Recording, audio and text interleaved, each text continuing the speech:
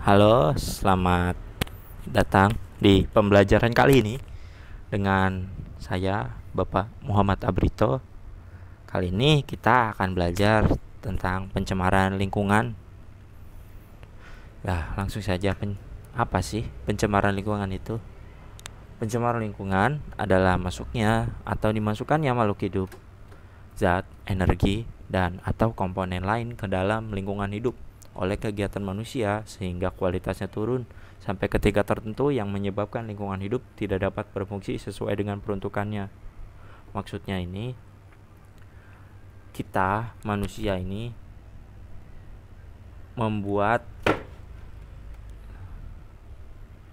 melakukan kegiatan yang menghasilkan komponen-komponen tertentu, zat-zat tertentu yang kadarnya melebihi batas wajar yang menyebabkan kerusakan lingkungan. Nah, selanjutnya ada jenis-jenis pencemaran lingkungan. Ada apa aja sih pencemaran lingkungan? Ada pencemaran air, ada pencemaran udara, ada pencemaran tanah. Nah, langsung yang pertama pencemaran air. Pencemaran air yaitu masuknya suatu benda, zat, atau komponen lain ke dalam air sehingga kualitas air menjadi tidak layak untuk digunakan dan dikonsumsi. Airnya ini bisa ada di sungai, danau, selokan, rawa-rawa, bahkan lautan dan samudera luas juga bisa terjadi pencemaran. Misalkan kalau di lautan, misalkan kita buang sampah di sungai. Pertama, sungai tercemar, lalu sampahnya itu mengalir sungai sampai ke lautan, lalu lautannya tercemar. Maka ketika kita mencemari satu komponen, maksudnya satu tempat itu yang ada airnya, air kan itu selalu mengalir, maka tempat lain juga ikut tercemar. Contoh pencemaran air, di sini gambar yang ada itu di laut, di pinggir laut, Teluk Jakarta, ada nelayan, tapi bukan ikan di sekelilingnya, tapi sampah. Ada plastik, styrofoam tempat makanan, ada kayu, ada seperti kertas, ada sampah-sampah daun. Nah, ini sampah-sampah ini menyebabkan air di sekitar Teluk Jakarta ini tidak bisa ada kehidupan. Maksudnya bukan tidak bisa ada kehidupan jadinya tidak seperti pada zaman dahulu di mana airnya masih bening, jernih, masih banyak ikannya. Selanjutnya ada pencemaran udara. Pencemaran udara yaitu suatu kondisi di mana udara mengandung senyawa-senyawa kimia atau substansi fisik berupa substansi fisik maupun biologi dalam jumlah yang memberikan dampak buruk bagi kesehatan manusia, hewan, ataupun tumbuhan. Contohnya pada gambar kali ini ada mobil yang depannya ada bus. Busnya ini bus kota. Busnya ini menghasilkan asap yang pekat, asap yang banyak. Nah, asap ini salah satunya, asap ini kan mengandung karbon dioksida dan karbon monoksida, dapat mencemari udara di sekitar kita. Selanjutnya ada pencemaran tanah. Pencemaran tanah adalah suatu keadaan di mana bahan kimia buatan manusia atau zat kimia dari alam yang tidak seharusnya ada di tanah masuk dan mengubah lingkungan tanah alami, sehingga tanah tidak lagi subur dan bisa ditanami, atau tumbuhan tidak bisa lagi hidup di daerah tanah tersebut. Contohnya pada foto kali ini pencemaran tanah akibat zat kimia. Zat kimia ini biasanya berasal dari limbah pabrik. Limbah pabrik, tidak cuma limbah pabrik, limbah rumah tangga seperti hasil cuci tangan, hasil kamu mandi, air itu kan nanti ke tanah juga setelah dari air. Itu juga menyebabkan pencemaran. Kemudian faktor penyebab pencemaran lingkungan. Yang pertama ada faktor dari manusia, dan yang kedua ada faktor dari alam. Faktor dari manusia. Faktor dari manusia itu pertama ada kegiatan rumah tangga. Kegiatan rumah tangga ini kan banyak ya. Misalkan makan, minum, mencuci, mandi. Nah, itu semua kan menghasilkan zat buangan yang disebut sampah. Nah, sampah ini yang bisa mencemari lingkungan, baik tanah, udara maupun air.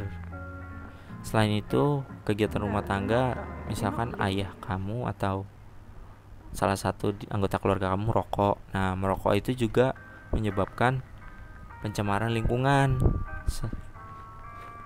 Lalu ada kegiatan industri. Kegiatan industri, ya industri itu kan skalanya besar ya. Misalkan menghasilkan pembuangannya berupa asap, asapnya banyak. Lalu kalau pembuangannya berupa zat kimia, dibuang ke sungai, zat kimianya pasti banyak karena industri. Zat kimia juga bisa dibuang ke tanah, tapi berbahaya, hasilnya tanah tidak bisa ditanami lagi. Lalu dari kecelakaan, misalkan pesawat jatuh atau kapal minyak yang bocor di tengah-tengah lautan. Nah, itu kan ada bensin, minyak bahan bakar fosil yang terbuang. Nah, itu tidak seharusnya ada di lautan. Karena tidak seharusnya ada di lautan, maka itu sebuah polutan mengakibatkan pencemaran, sehingga ekosistem menjadi terganggu. Lalu ada faktor dari alam. Faktor dari alam ini, yang pertama ada bencana alam. Salah satunya Gunung berapi jika erupsi menghasilkan abu vulkanik yang bisa mencemari udara di sekitarnya. Lalu ada siklus zat kimia. Siklus zat kimia ini seperti siklus nitrat dan nitrit pada tanah atau siklus karbon pada udara. Siklus zat kimia ini tidak terlalu mempengaruhi perubahan atau pencemaran lingkungan. Maksudnya bukan tidak terlalu mempengaruhi, itu bukan tidak mempengaruhi sama sekali, tapi mempengaruhi cuman sedikit. Lalu ada animal excreta. Animal excreta itu ekskresi binatang, yaitu feses dan urin. Misalkan saat kalian misalkan kandang ayamnya banyak sekali. Nah, fesesnya kemana? Urinnya kemana? Ke satu tempat kan. Misalkan si pengelola ini tidak pandai dan zat dibuang sembarangan begitu saja, bau amonia dari feses dan urin ini dapat mempengaruhi, mencemari udara di sekitar. Lalu setelah itu ada dampak dari pencemaran. Yang pertama itu mengancam kesehatan. Pencemaran itu mengancam kesehatan. Air, udara, dan tanah. Misalkan airnya tercemar, kita tidak bisa minum. Kalau kita minum ternyata airnya tercemar, kita bisa sakit. Atau air itu yang tercemar itu bisa mengandung bakteri-bakteri. Kemudian udara yang kotor itu tidak bisa kita hirup dan bisa menyebabkan kerusakan pada kesehatan. Lalu selanjutnya mengancam keberlangsungan hidup. Keberlangsungan hidup ini gak cuma manusia, tapi ada hewan, tumbuhan. Ya, selanjutnya lagi ada efek rumah kaca. Efek rumah kaca ini disebabkan oleh pencemaran udara. Pencemaran udara ini mengumumkan zat-zat polutan ini terkumpul di atmosfer sehingga menyebabkan menjadi lapisan panas bumi ini tidak bisa keluar, malah kembali lagi, jadi suhu di bumi ini meningkat. Lalu ada rusaknya lapisan ozon disebabkan oleh CFC. Nah, di atmosfer terjadi reaksi ozon ini terkikis oleh CFC sehingga tidak ada pelindung lagi dari radiasi matahari. Selanjutnya ada cara mencegah pencemaran dari diri sendiri. Pertama, melaksanakan 4R, yaitu reduce, reuse, recycle, repair. Reduce, mengurangi. Kita mengurangi penggunaan zat-zat yang dapat mencemari lingkungan seperti plastik dan styrofoam.